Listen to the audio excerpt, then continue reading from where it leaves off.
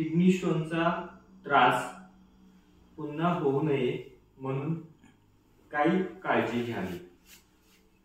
सर्वात महत्त्वाचं म्हणजे जे काही बेसिक गोष्टी असतात, जसं पाण्याचा इंटेक आहे, दुसरी गोष्ट खाण्यामध्ये असणारं सोडियमचं प्रमाण आहे, कॅल्शियमचा जो सोर्स आहे तो जास्त प्रमाणामध्ये नसावा, आणि विनाकारण स्वतःहून जे काही लोक अँटीबायोटिक्स वगैरे घेतात, या गोष्टीमुळे स्टोनची पुनर्निर्मिती होत असते।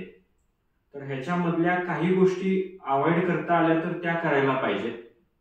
आणि मेडिसिनचा एक कोर्स आहे आपला, तो 6 महिन्यातून एक 15 दिवसांचा डोस असतो, तो घ्यावा।